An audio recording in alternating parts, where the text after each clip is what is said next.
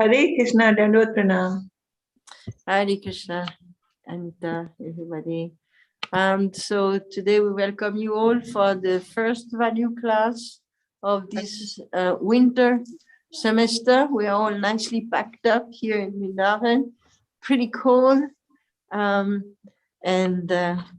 our hearts are warm, filled with the chanting of the holy name. So today we have the great good fortune to have with us His Holiness Bhakti Rasamrita Maharaj. Are you hearing us, Maharaj? Yes. Yes. Maybe you have to, let me see. Yes, okay. Okay. Yes.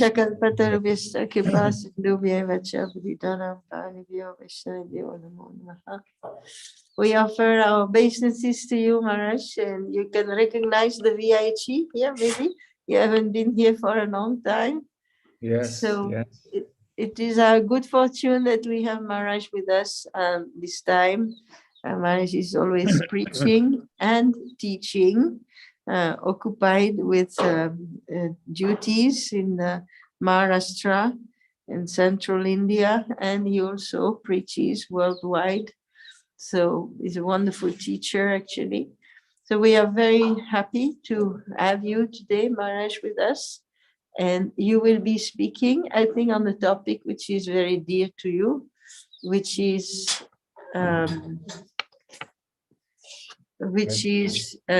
compassion. Is it? That is your topic today? Yes. Yes. Yes. So I'll let you begin the class, Maharaj. Okay. We'll have a brief Jai Radha Madhava. Yes, Maharaj, fine. Jai Radha Madhava Kunja Bihari Jaya Radha Madhava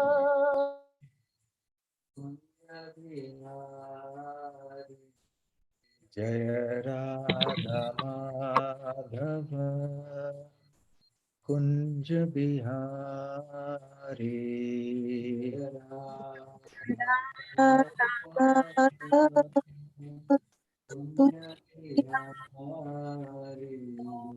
Jaya Gopi Jana Vallabha Girivaradhari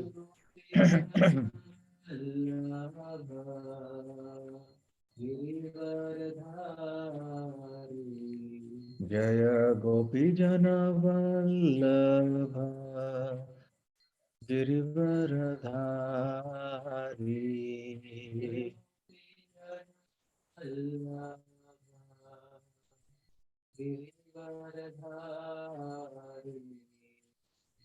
Yashodanandana Braja Janaranjana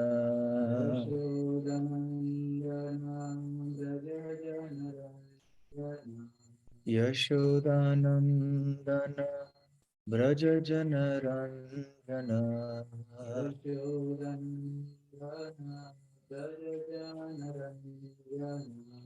Yamuna Tira Vanachari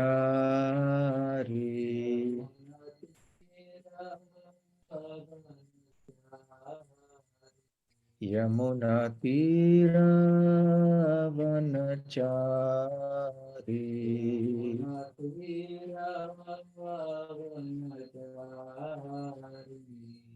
Jaya Radha Madhava Kunja Bihari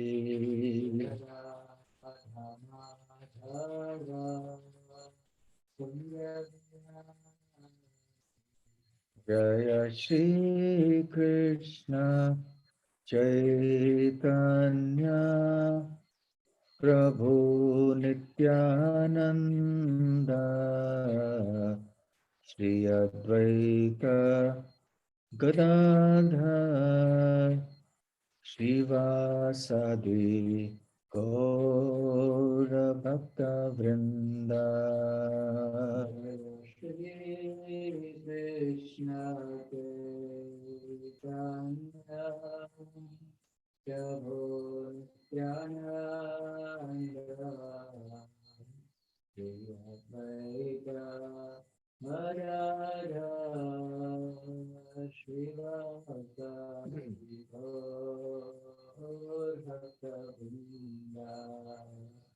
Hare Krishna, Hare Krishna, Krishna Krishna, Hare Hare, Hare Rama, Hare Rama, Rama Rama, Hare Hare.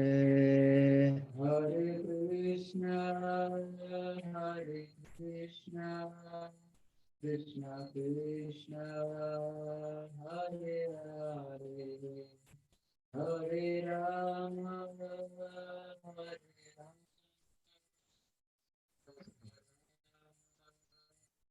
Hare Hare Krishna, Hare Krishna, Krishna Krishna, Hare Hare, Hare Rama, Hare Rama, Rama Rama, Hare Hare. Hare Krishna, Hare Krishna, Krishna Krishna, Hare Hare, Hare Rama, Hare Rama,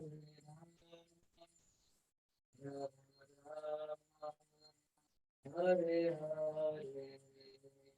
Jaya Radha Shyama Sundar, Radha Shyama Sundar Radhe.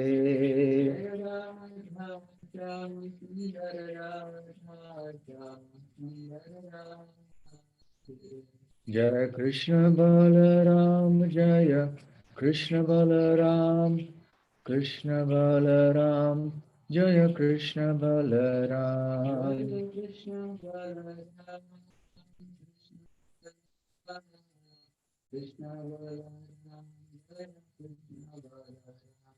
Jaya Gaura Nitai, Gaura Nitai, Gaura Nitai, Jaya Gaura Nitai.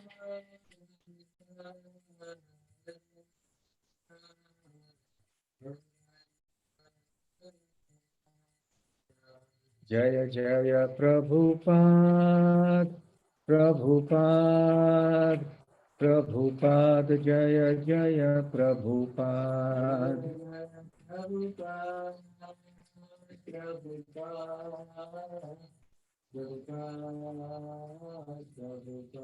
Nitai Gaura Hari Bol, Hari Bol, Hari Bol, Nitai Gaura Hari Bol.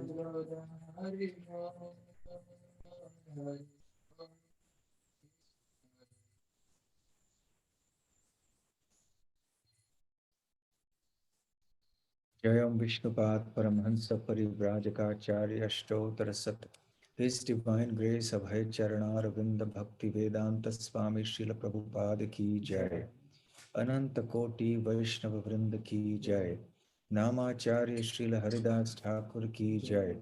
Prem se kaho Shri Krishna Chaitanya Prabhu Nityananda Shri Advaita Gadadhar Shiva Sadi Gaur Bhakta Vrinda Ki Jai. Shri Shri Radha Krishna Gopa Gopinath Shyama Kunda Radha Kunda Giri Govardhan Ki Jai. Ganga Mai Ki Jai, Yamuna Mai Ki Jai, Bhakti Devi Ki Jai, Tulsi Maharani Ki Jai, Jagannath Puri Dham Ki Jai, Dwarka Puri Dham Ki Jai, Mayapur Navadvip Dham Ki Jai, Braj Bhumi Shri Vrindavan Dham Ki Jai, Yuga Dharma Harinam Sankirtan Ki Jai, Transcendental Book Distribution Ki Jai, Shri Shri Krishna Balaram Ki Jai, Shri Shri Radha Shyama Sundar Ki Jai, Shri Shri Gaur Nitai Ki Jai, Shri Vrindavan Dham Ki Jai, Grantaraj Srimad Bhagavatam Ki Jai, Nitai Gaur Premanande, Samaveta Bhakta Vrinda Ki Jai, Samaveta Bhakta Vrinda Ki Jai, Samaveta Bhakta Vrinda Ki Jai, Shri Shri Guru Gauranga Ki Jai.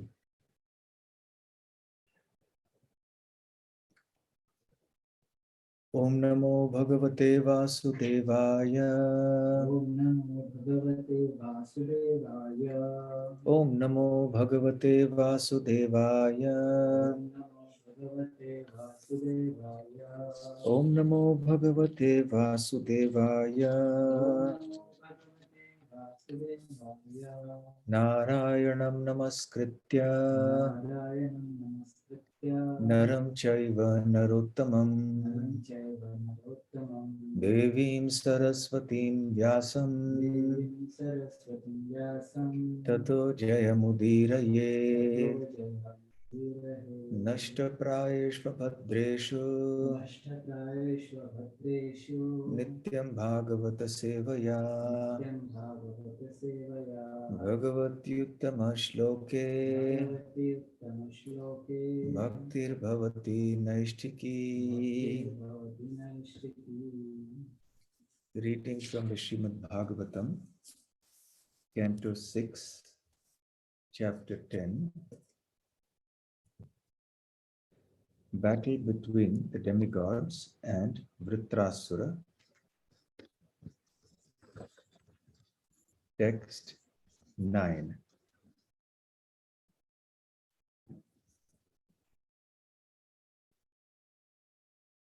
Etavan Etavan avyayaha Avyaha dharmaha Dharmaha punyashlokaihi Punyashlokaihi upasitaha Upasitaha yaha Yaha bhuta Bhutam shoka Shoka harshabhyam Harshabhyam atma Atma shochati Shochati rishyati Rishyati.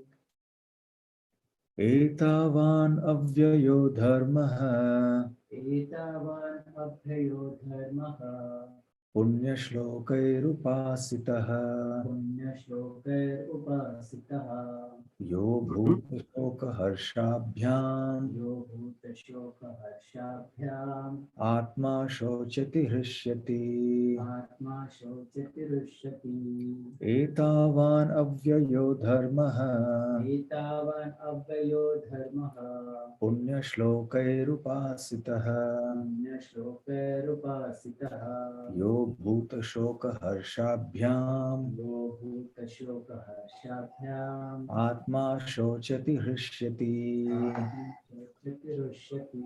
etavan avyayo dharmaha Etavan abhayo dharmaha punyashlokairupasitaha Punyashlokair upasitaha yo bhuta shoka harshabhyam Yo bhuta shoka harshabhyam atma shochati hrishyati. Atma shochati rishyati.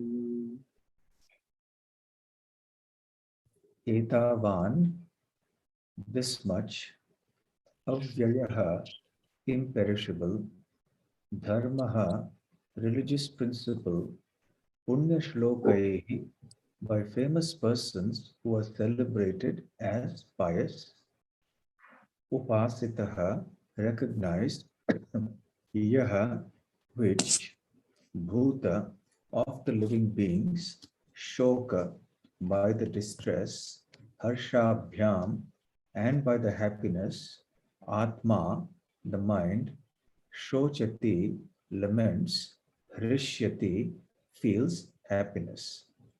Translation by His Divine Grace A.C. Bhaktivedanta Swami Srila Prabhupada. If one is unhappy to see the distress of other living beings and happy to see their happiness, his religious principles are appreciated as imperishable by exalted persons who are considered pious and benevolent. So kindly repeat after me. If one is unhappy If one is unhappy to see the distress to see the distress of other living beings other living beings and happy and happy to see their to happiness, see their happiness, his religious principles his religious principles are appreciated are appreciated appreciated as imperishable as imperishable by exalted persons by exalted persons who are considered who are considered pious and benevolent. pious and benevolent. Om Jnana Timirandhasya Jnananjana Shalakaya Chakshurunmilitam Yena Tasmai Shri Gurave Namaha Shri Chaitanya Manobhishtam Sthapitam Yena Bhutale Swayam Rupa Kada Mahyam Dadati Swapadantikam Vandeham Shri Guru Shri Yutapada Kamalam Shri Gurun Vaishnavamscha Shri Rupam Sagrajatam Sahagana Raghunathan Vitam Tam Sajivam Sadvaitam Savadutam Parijana Sahitam Krishna Chaitanya Devam Shri Radha Krishna Padam Sahagana Lalita Shri Vishakhanvitamscha Nama Om Vishnu Padaya Krishna Presthaya Bhutale Srimate Bhakti Vedanta Swamin Nitinamine Namaste Saraswate Deve Gauravani Pracharine Nirvishesha Shunyavadi Paschatya Deshatarine Mancha Kalpatarubhyascha Kripa Sindhubhya Evacha Patitanam Pavanebhyo Vaishnavebhyo Namo Namaha Jai Shri Krishna Chaitanya Prabhu Nityananda Shri Advaita Gadadhar Shivasadi Gaura Bhakta Vrinda Hare Krishna Krishna Krishna Hare Hare Hare Rama Rama Rama Hare Hare Hare Krishna. I'm very happy to be back with all of you at the VIHE in Vrindavan. I suppose you're all scattered throughout the globe, and not just in Vrindavan, but nevertheless, thanks to technology, we are able to connect to Sri Vrindavan Dham. And I think Prashanta Mataji, you are in Vrindavan in the VIHE physically. Yes, Maharaj, we are in the VIHE. We Okay. have about 40 devotees here in your class, Maharaj, and they belong to Bhakti Vaibhav groups and Bhakti Vedanta groups, as well as Bhakti Sadachar, which is a pre-Bhakti Shastri group. And we also have a few devotees who are from previous batches who are joining regularly. Okay, so welcome and greetings to all of you, wherever you're joining from. And I'm sure that you have discovered it a great blessing and fortune to be connected to the VIHE. And I'm sure you've learned so many things through the various courses that you have attended there, whether they are you attended them physically or online. Prashanta Mataji and her team have been doing very, very dedicated service, wonderful service for many, many years. And it is indeed a great service to our movement, because spiritual education is one of the very important parts of our movement. Unless we are all very clear about the fundamentals of our philosophy and practice, then how can we become successful in our spiritual lives? So thank you very much to all of you at the VIHE for all that you are doing for the well-being of all the devotees at large. So today the topic is compassion. I don't know how it will go in terms of eagerness. I'm eager to speak on eagerness also, but the topic of compassion is also quite extensive. So we'll see how it goes. We have basically 2 lectures today and then in a few days from now. So I have chosen this verse from the 6th canto of the Srimad Bhagavatam, the 10th chapter, the battle between the demigods and Vritrasura. The episode that is going on here is that the demigods have been advised to approach the sage, the Dhichi, because the Dhichi can give them a weapon made from his own body the bones of his own body. And that weapon will enable the demigods to defeat the demons. And as you know, there is always a battle between the demigods and demons for the rulership of the universe. Sometimes the demons are victorious and sometimes the demigods. So in this case, the demigods were on the losing side and they very much wanted help. So they approached sage Dadichi. And initially Dadichi refused, but as he reveals later, he wanted the demigods to speak about religious principles. And he's very glad to hear about that. And then he speaks these words. And he tells them that the principle of avyaya dharmaha is of imperishable dharma, is that one should always feel happy to see the happiness of others, and one should be unhappy to see the distress of others. And he calls this an imperishable religious principle. So we can see that Krishna consciousness is not just a sectarian, narrow-minded kind of a religious path. Krishna consciousness describes universal, non-sectarian values and principles and ideas.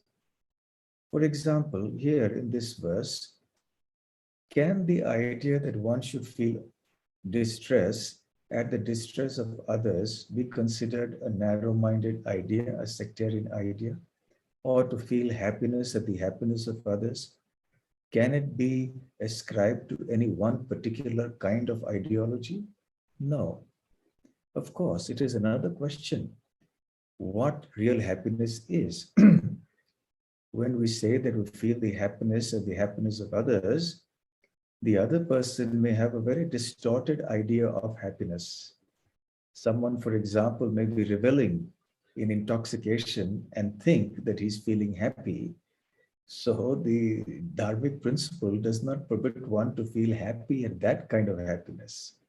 So the phrase that is mentioned here needs clarification, it needs qualification. So perhaps we'll do that as we go along today. But suffice it to say, to start with, that we are speaking about the principle of compassion. Compassion means, as Srila Prabhupada explains in one purport in the 5th canto, that one should feel sympathy for the distress of other living beings, of all living beings. A very simple kind of definition. We are familiar with this word compassion. So one feels sympathy for them. In other words, one feels for them. That is important. So unless one feels for others, it is not possible to have compassion.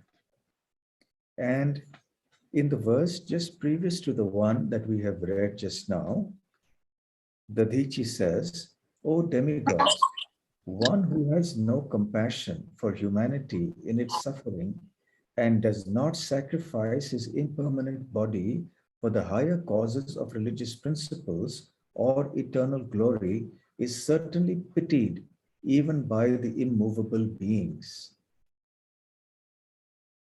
So therefore, the first point that Dadichi makes in this verse is that one must have compassion for the suffering of humanity, number one. And number two, that one must be willing to make great sacrifices, even the sacrifice of one's temporary material body, for this purpose, for the cause of this higher religious principle. And if one does not do that, one becomes an object of pity even for immovable living beings. So we can see how important this principle of compassion is. So, coming now to the verse that we read out today, The purport is very long, so I will not read the entire purport, but I will just try to give the important points that Srila Prabhupada has mentioned in the purport. Srila Prabhupada says that in this verse, real religious principles are explained.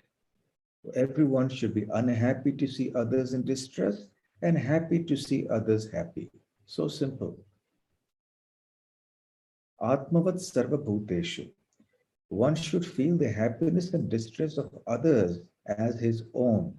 It is on this basis that the Buddhist religious principle of non-violence, ahimsa parama dharmaha, is established. We feel pain when someone disturbs us, and therefore we should not inflict pain upon other living beings. Unquote. So, compassion has been established in the Bhagavatam and confirmed by Srila Prabhupada as being a very important religious principle.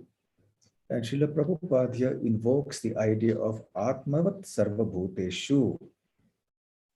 In modern language or in English, we could say, do unto others as you would have others do unto you.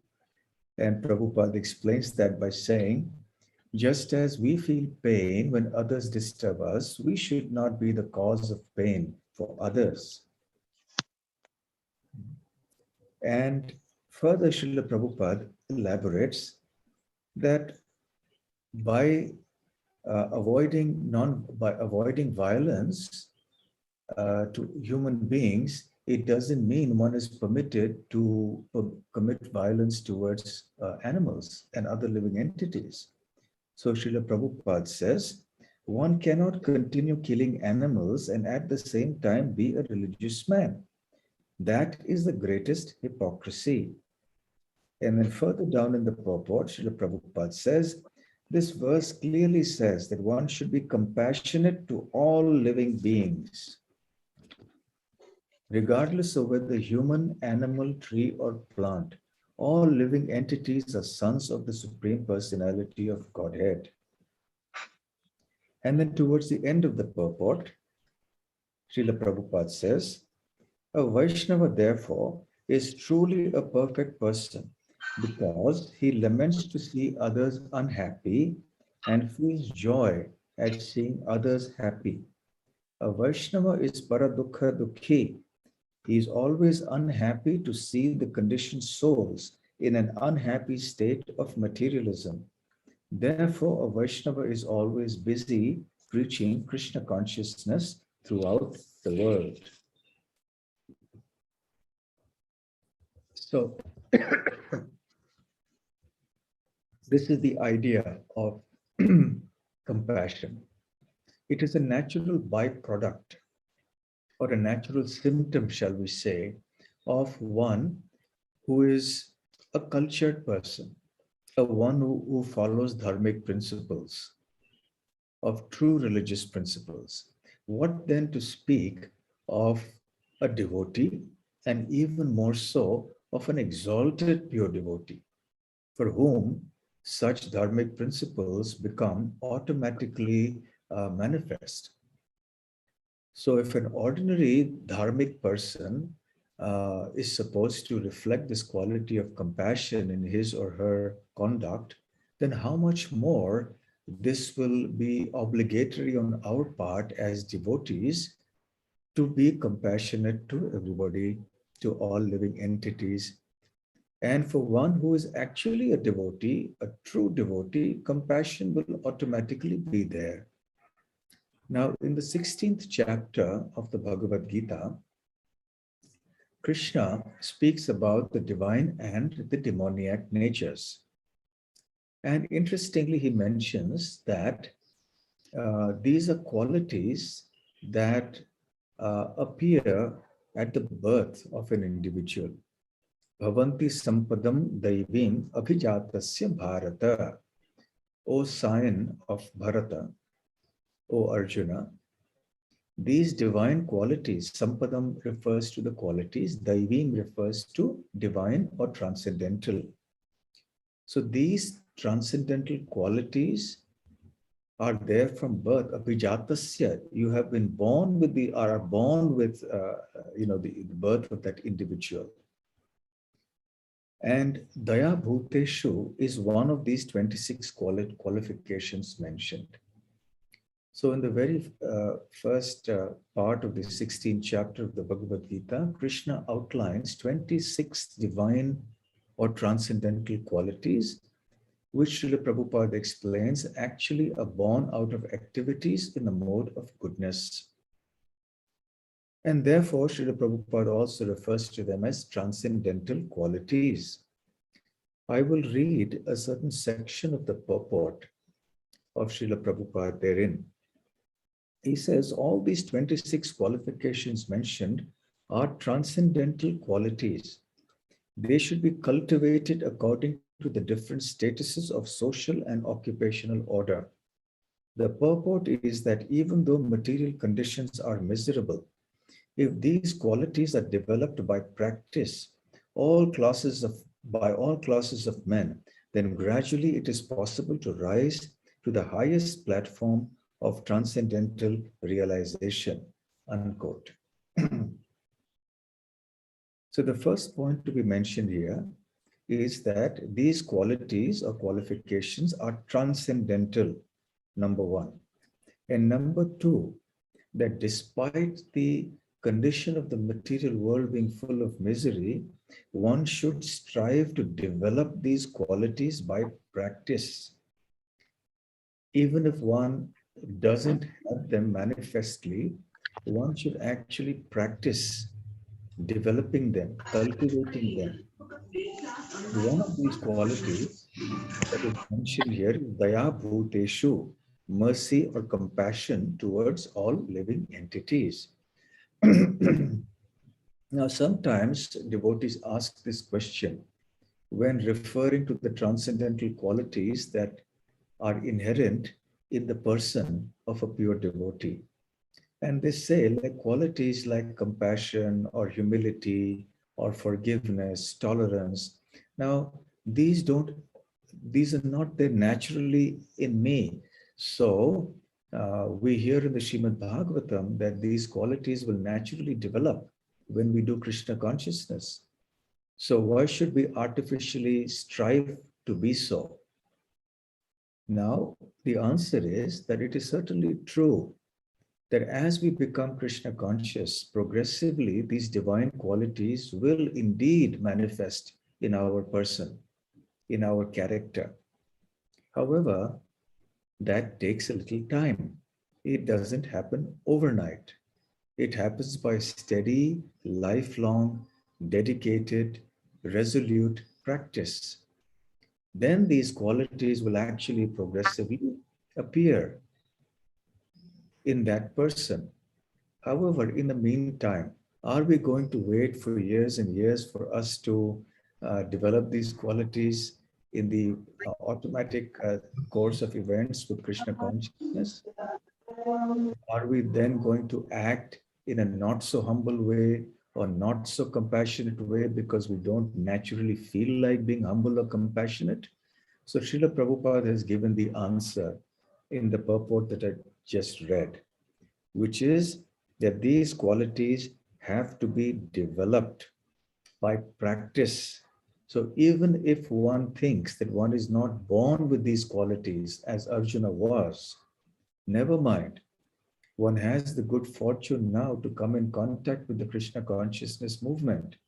And therefore, one is obliged or one is duty bound as a devotee to develop these qualities by practice. So in other words, we must practice being humble. We must practice being forgiving and tolerant. Similarly, we must practice being compassionate. And side by side with our regular practice of chanting and hearing and so on, these good qualities will automatically also increase. And when devotees ask the question that won't these qualities come automatically by practice of Krishna consciousness, the answer also is that practicing to develop these qualities is also part of the practice of Krishna consciousness. So Krishna consciousness does not mean only to chant Hare Krishna and hear Srimad Bhagavatam. It means, amongst numerous other activities, that one must practice developing qualities like compassion, humility, forgiveness, etc. So Srila Prabhupada has mentioned this very, very important point here, that we should try to develop this spirit of compassion for all living entities. In the Bhagavad Gita, we also see in the very first chapter that Arjuna becomes very compassionate. And when he sees his relatives on the battlefield in such a fighting mood, his limbs start quivering and his mouth dries up. And he tells Krishna that he cannot fight anymore. And Srila Prabhupada in the purport there explains that a devotee has all the good qualities found in exalted personalities and in demigods. And Arjuna was overwhelmed by compassion, not only for the soldiers who were fighting in his party, that is in his army, but also for the soldiers who were in the opposite camp, because they were facing imminent death. So he was also crying, Prabhupada says, but he was crying, and these other symptoms were appearing in his body, not out of weakness or cowardice, but out of compassion. Such symptoms of Arjuna, Srila Prabhupada says, are not a sign of weakness, but due to his soft-heartedness, which is the characteristic of a pure devotee. And later also in this beginning of the second chapter, tam tatha kripaya avishtam. So Arjuna, with his heart full of compassion, his mind depressed, his eyes full of tears, that was the condition in which Madhusudan or Krishna saw him. And then Krishna began to speak. So in this way, Arjuna's compassion has been revealed right in the beginning of the first chapter and of the Bhagavad Gita. Now, Arjuna is of course an eternal associate of the Lord. So he can never actually be under ignorance, truly speaking.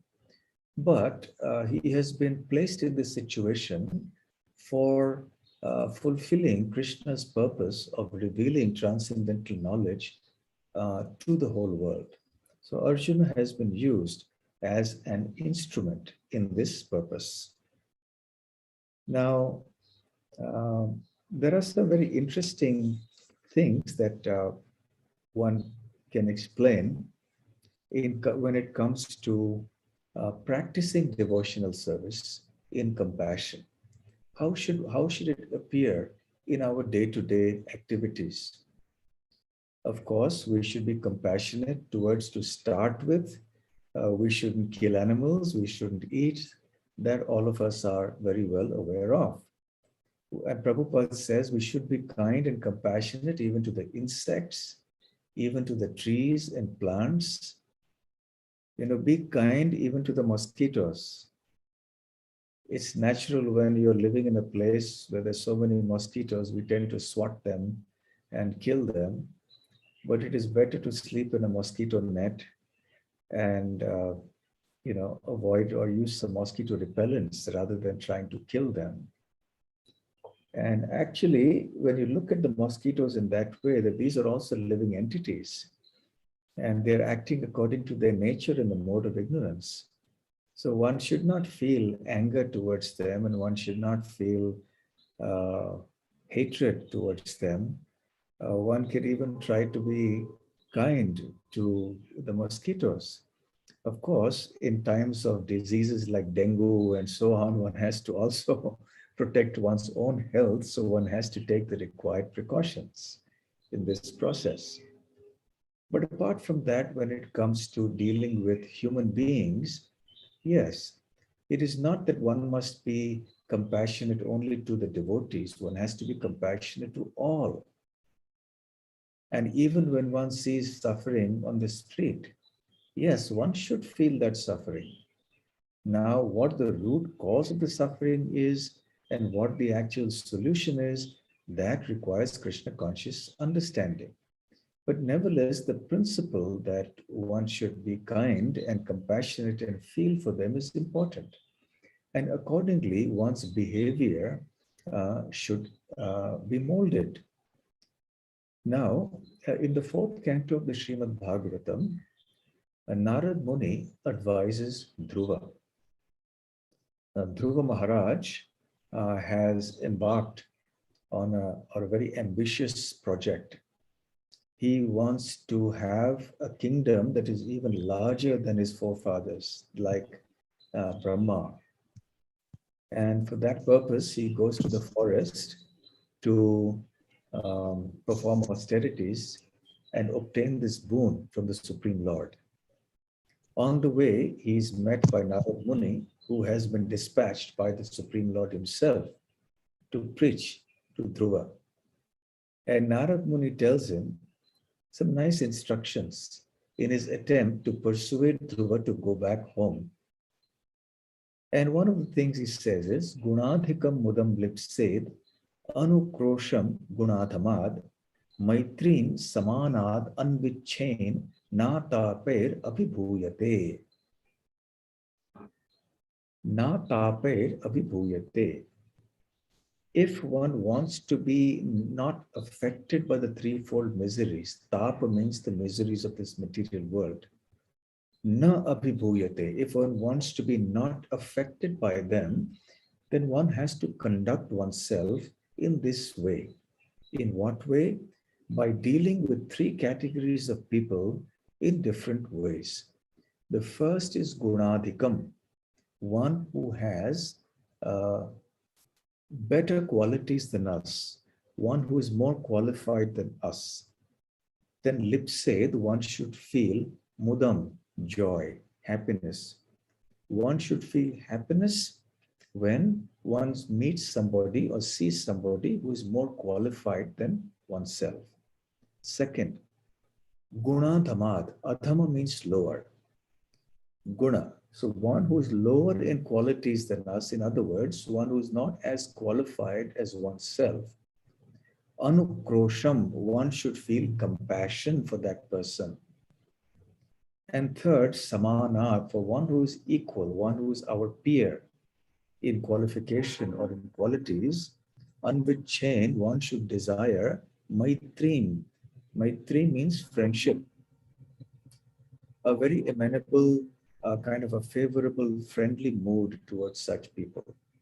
So the three kinds of people are those who are more qualified than us, those who are more or less equal to us, and those who are less qualified than us. And we should deal with them in different ways. Srila Prabhupada explains in the purport that, however, the general nature of people in this world is quite the opposite. The materialistic mentality is that when one meets somebody more qualified than oneself, one feels envious of that person.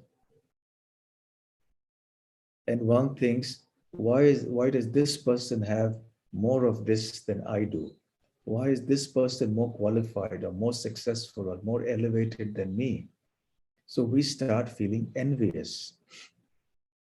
When we meet somebody who is less qualified than us, we try to become oppressive in our behavior. We become angry at that person sometime if that person doesn't behave in a way that we want. And when we meet somebody who is equal to us, who is our peer, then instead of being friendly, we become proud of our own achievements and we tend to boast of what we have done. So Srila Prabhupada says that behavior of this nature is the cause of material tribulations. Therefore, Narad Muni advises that instead of being envious when one sees somebody more qualified than oneself, instead of being envious, one should be jolly. When one sees somebody who is equal, instead of boasting, one should actually feel friendship. And for those who are less qualified than us, instead of feeling angry and acting in an oppressive way, one should feel kind and compassionate towards that person. Now, this is a very important point with regard to compassion, because anger or oppressive behavior is, shall we say, the perverted reflection of compassion. Now, we all know that transcendental qualities exist in their original pure state in the spiritual world, in the original pure soul. However, when the spirit soul forgets its own identity as eternal servant of Krishna and is caught up in the material world and is under the clutches of the three modes of material nature, then one actually starts acting in ways that are quite opposite to one's original spiritual nature. So we have all heard of the six enemies, like lust, greed, anger, envy, pride, illusion. Now, each of these exist in the material world, and they have the original equivalent, so to speak, or the corresponding element in the spiritual world in its pure form.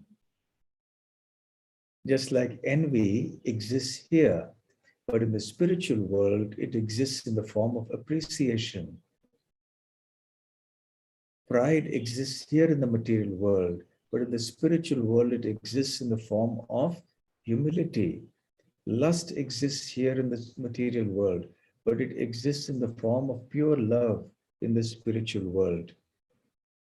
Greed exists here in the material world, but in the spiritual world, it exists in the form of being completely satisfied in Krishna's service and in being simple. Similarly, anger that exists here exists in the spiritual world as compassion, as feeling very kind towards everyone. Now, these spiritual qualities can appear in the material world by practice of Krishna consciousness, and initially at least by the cultivation of the mode of goodness. And then gradually we will see that our anger will reduce. Many times devotees ask the question also that they have moods where they become very angry.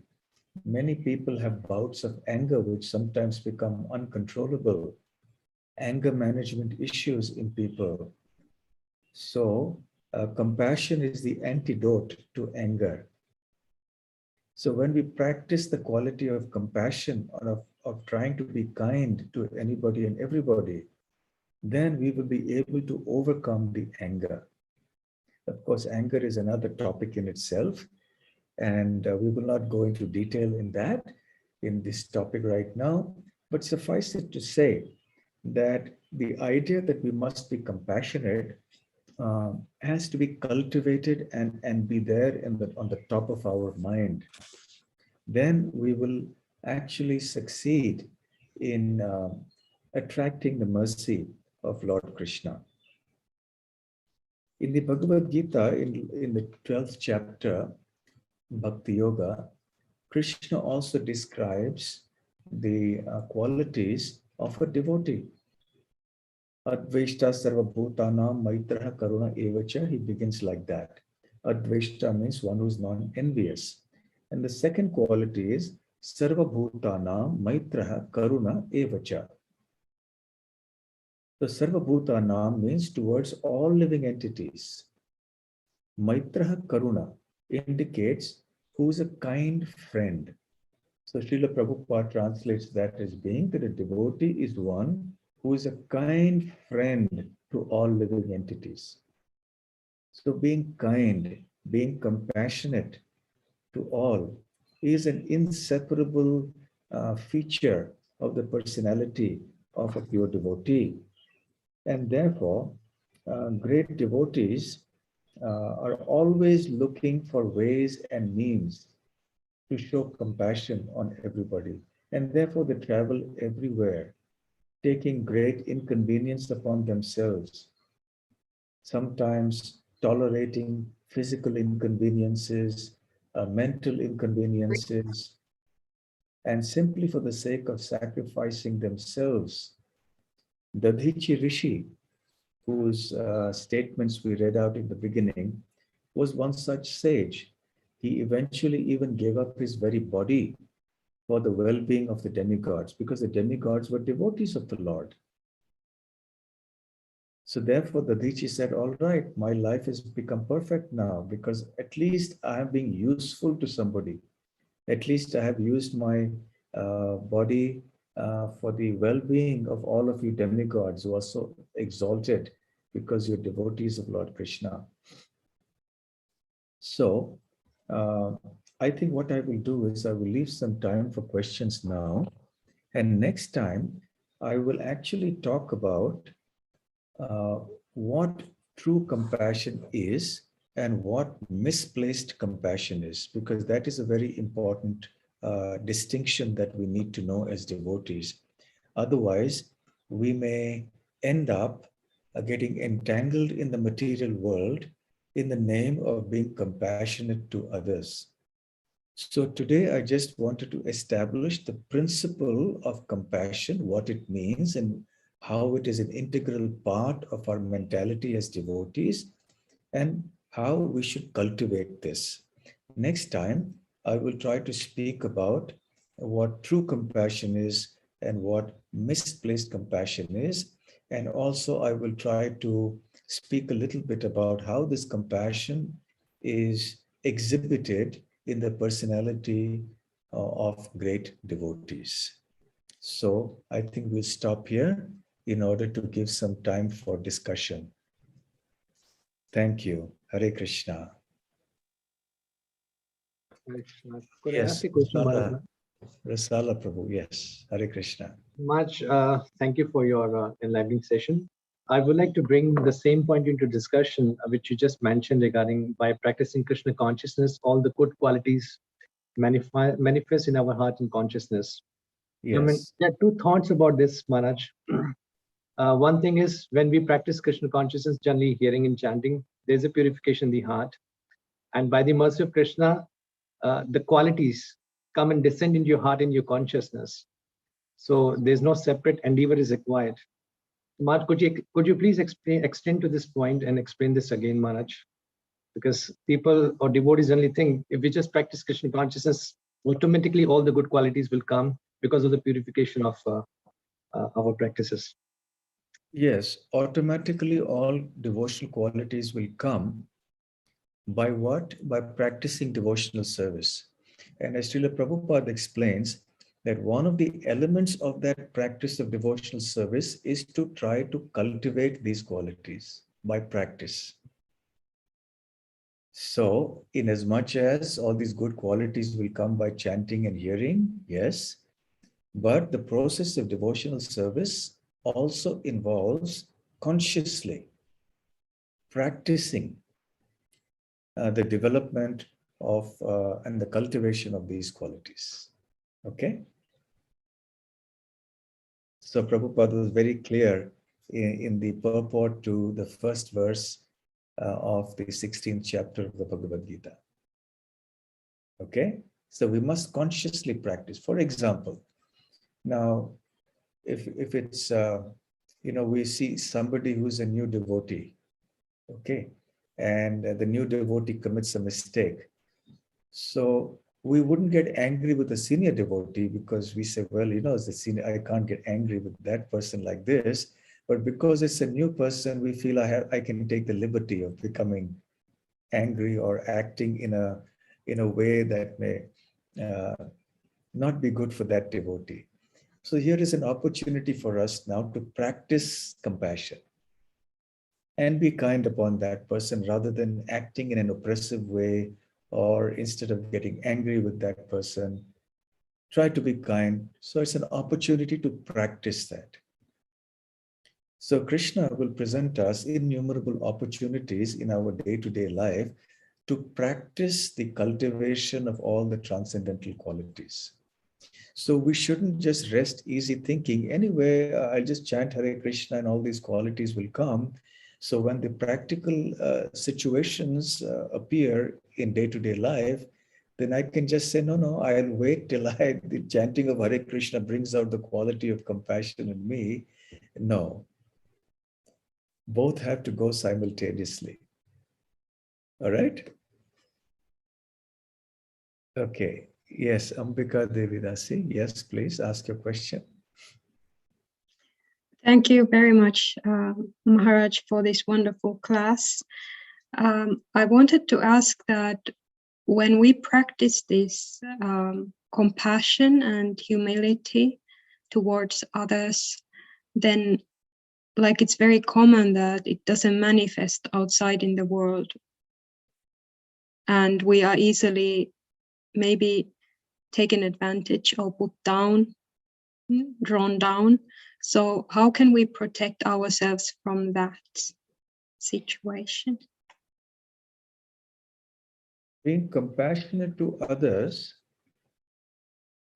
doesn't mean that we always allow ourselves to be destroyed. Maharishi Dadhichi's example is rather unique. And it's not something that we can try to imitate artificially. Self-preservation for the sake of rendering service to Krishna is very important. And therefore, when we are compassionate to other living entities, we also have a duty to see that we are not excessively harmed in the practice of our own Krishna consciousness. It is often seen amongst devotees that they burn themselves out in trying to serve the devotees and Krishna in general. And with the result that they fall sick and then they're not able to do their service properly. And they're not able to preach or even chant properly because of ill health. So in the act of being compassionate to other living entities, one must not forget to be compassionate to oneself either. Because if one is not in a good state, physically, mentally, and spiritually, then one will not be able to help others. So one also has to have a realistic estimation of one's own situation in the act of being compassionate to others. Okay, and one last question, Chaitanya Priya. Yes. Hi Krishna Maharaj, please accept my humble obeisances. Hare Thank you Krishna. for this wonderful class, Maharaj. Maharaj, as you said in the class, that we should feel compassionate towards others when they are suffering, and we should feel happy when they are also happy. This happens sometimes, and but when we know the person, like if for example, if the person is too much cunning or like a little bit of like crook, and if something happens to him unfavorably, but internally I feel that okay, this he deserves this. So how can I change this attitude towards others, Maharaj?